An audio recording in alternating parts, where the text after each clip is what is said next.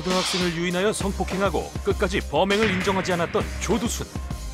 그런 그가 출소 후 행선지로 안산에 있는 거주지가 언급되며 또다시 논란의 중심이 되었다. 조두순이 행선지로 언급한 곳이 피해자의 집에서 1km도 채 떨어지지 않았다는 것.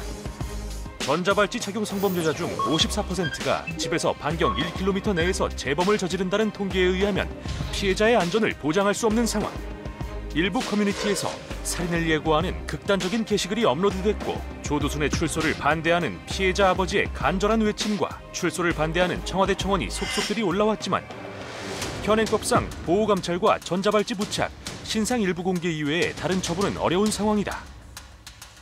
2019년 4월 미성년자를 대상으로 한 성범죄자의 전자발찌 부착 기간을 연장할 수 있는 일명 조두순법이 시행되었지만 이미 처분이 내려진 범죄에 대해 이중 처벌을 할 수 없다는 규정에 의해 개정된 법안을 적용하기는 어려운 실정이다. 이에 검찰은 재범 방지를 위해 밤 9시 이후 외출, 음주 금지, 교육시설 출입 금지 등을 법원에 청구했고 일부에서는 화학적 거세 의견도 나오고 있는데 또다시 발생할 수 있는 제2, 제3의 조두순 사태. 범죄 가해자로부터 피해자를 온전히 지킬 수 있는 방안은 무엇일까?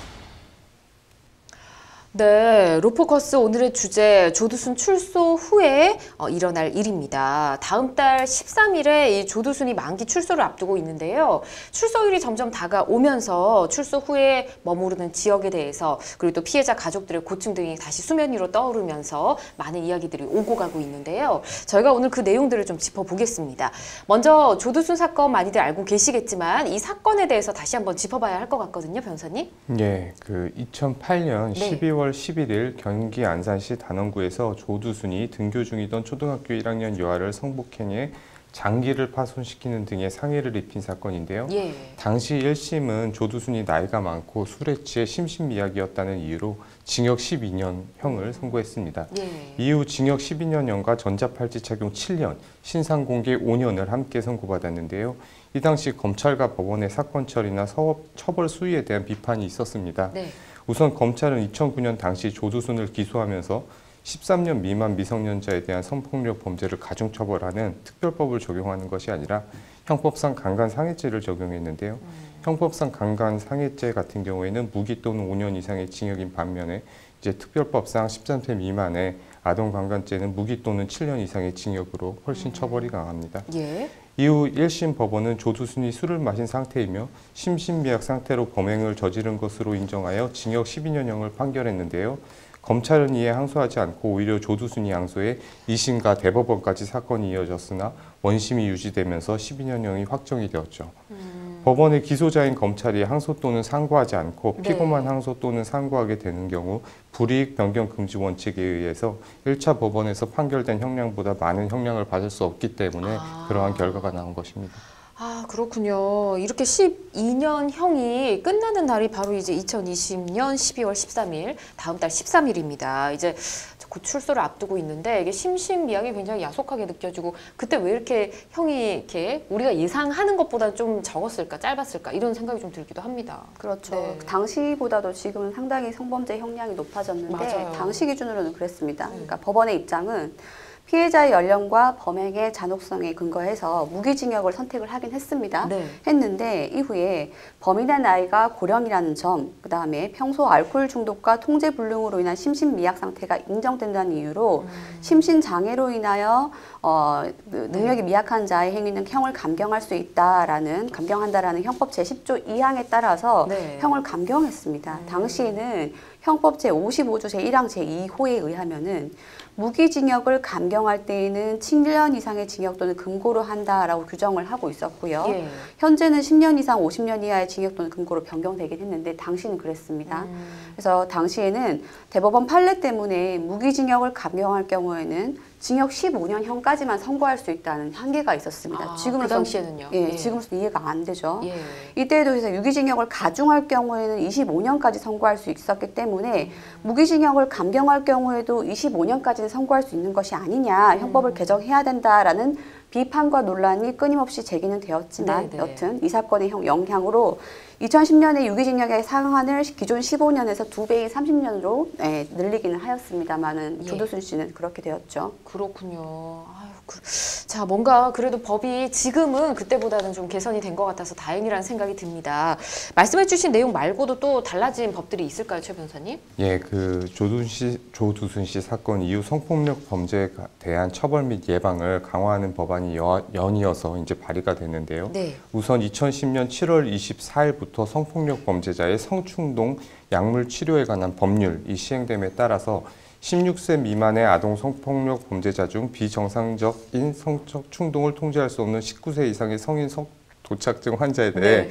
성충동 억제를 위한 약물 치료 제도, 그 화학적 거세라고 하죠. 이것이 네. 시행되었습니다. 2010년에. 네. 그리고 2011년 10월 8일부터는 미성년자에 대한 성폭력 범죄에 대한 공소시효가 피해 미성년자가 성년에 달한 날로부터 기산되는 것으로 변경되었고요. 예. 그리고 조두순 씨의 범죄에 주치 강경이 적용된 데 대한 논란이 높아지면서 2013년 음주 또는 약물로 인한 심신장애 상태에서 성폭력 범죄를 저지른 때에는 법원이 감형하지 않을 수 있게 하는 내용의 성폭력 특례법이 개정되었습니다.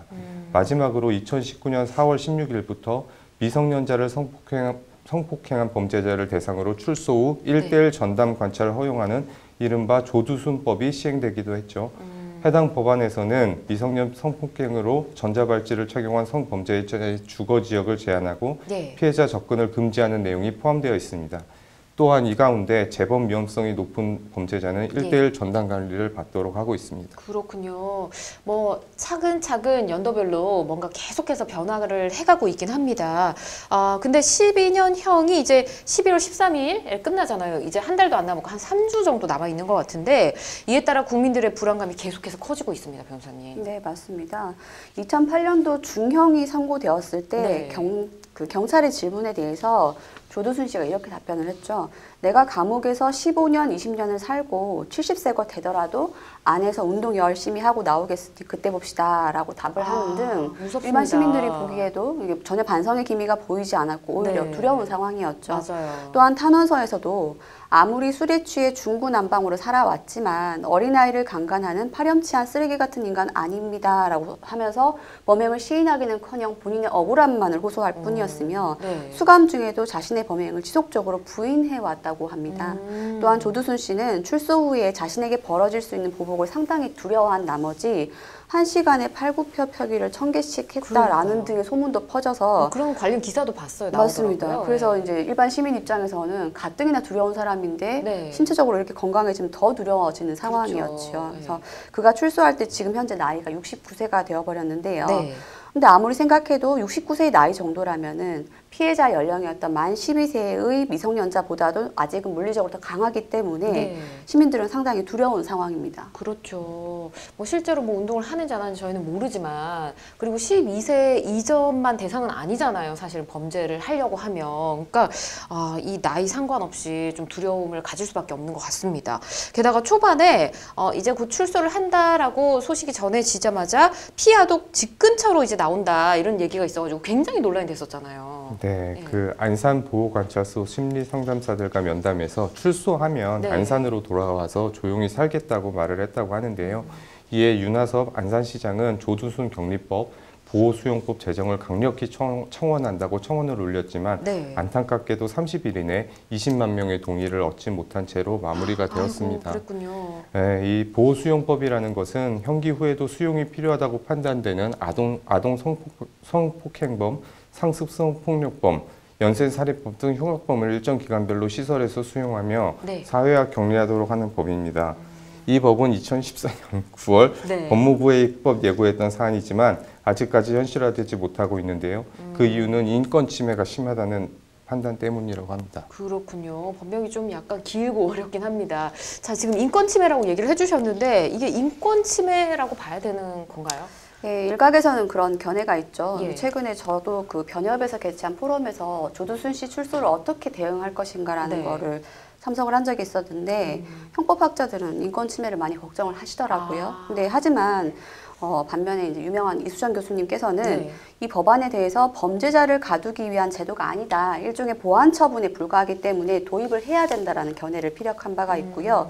따라서 인권 침해가 아니라는 점에 훨씬 무게를 두어서 이야기를 한 바가 있습니다. 예. 보호소형법이 필요한 이유는 다음과 같습니다. 전자발찌를 찬 범죄자의 경우에는 낮 시간에는 전자관리가 되기 때문에 충분히 자유가 허용됩니다. 그런데 범죄자들의 야간 생활 혹은 홀로 집에 있는 상황을 제대로 관리할 수 없다는 허점이 분명히 있다는 거죠. 그렇겠죠. 그것 때문에 범죄자들을 지정된 시설에서 먹고 자게 한다면 그들의 생활이 관리 가능하고 또 사회보호 차원에서도 충분한 효과가 있지 않겠는가라는 의견에서 나온 건데요. 전자발찌를 차고도 다시 아동 성폭력을 저지르는 범죄자가 1년에 무려 50 내지 60명이라고 합니다. 게다가 범죄자들을 인터넷 성매매, 음주, 음란물 등에 쉽게 접근이 가능한 점을 감안한다면은 이 법안도 마냥 반대할 것인가에 대해서 한 번 더 재고해 볼 필요가 있을 것 같습니다. 맞습니다. 생각을 좀 해볼 문제고요. 자, 그래서 결국 피해자가 떠난다고 했습니다. 안산을 떠나 이사를 한다는 소식을 몇 달 전에 들은 것 같은데, 그러면 안산으로 오게 되는 조두순은 그래도 감시를 좀 강화해야 되지 않나 이런 생각을 해보는데 어떻습니까? 네, 2020년 법무부와 여성가정부, 경찰청은 조두순 재범 방지 및 관리 방안을 마련했는데요. 조두순 출소를 대비해 조두순 주거 지역에 폐쇄회로 CCTV를 늘리고 방범 초소를 설치하고 관할 경찰서에서 대응팀을 구성해서 24시간 밀착 감시를 하기로 했습니다. 또한 전자장치 부착법을 개정해 출소 즉시 피해자와 접근 금지, 그리고 음주 금지, 아동시설 출입 금지, 외출 제한 등 준수사항을 적용할 계획입니다. 특히나 음주 금지에 대해서는 확실히 규제를 하겠다고 했는데요. 안산시에서도 조두순 주거지 반경 1km 이내 지역을 여성 안심구역으로 지정하고 CCTV 증설과 방범초소 설치를 추진하기로 했습니다. 또한 기동순찰대와 경찰관 기동대, 아동안전지킴이 등 가용 경력을 활용해 가시적인 순찰 그리고 등하굣길 안전활동을 강화하기로 했습니다. 마지막으로 조두순을 감독하는 전담보호관찰관을 지정해서 1:1 전자감시도 시행할 예정입니다. 1:1로 이렇게 감시를 한다는 뉴스를 본 기억이 또 납니다. 말씀 들어보니까요.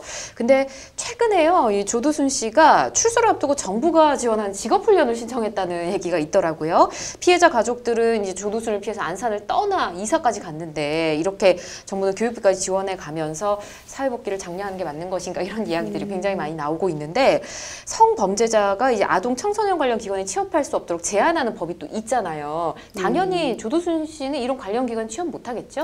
결론부터 일단 말씀드리자면은 안타깝게도 취업을 법으로 막을 수는 없는 상황입니다. 그럼 관련 기관도요? 예, 그렇습니다. 좀 더 자세히 말씀드리면은 조두순 씨는 2008년도에 범행을 저질렀는데 당시에 그 법률은 취업 제한 기간을 형 확정 후 10년으로 한정하고 있었는데 이미 형은 확정되었으니 복역 기간이 15년이니까 기간이 지나버렸죠.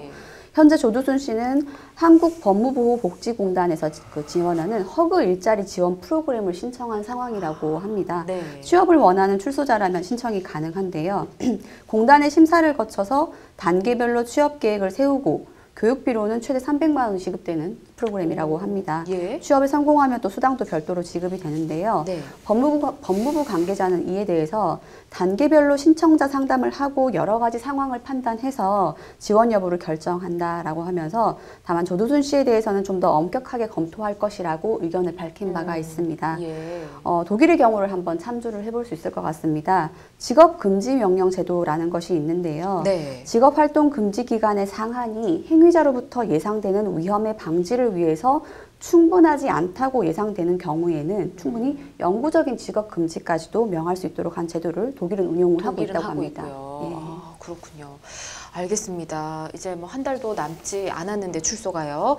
이후 관리 감독이 잘 이루어져서 부디 많은 사람들이 그의 출소로 인해서 불안에 떨면서 공포에 떨지 않기를 바랍니다.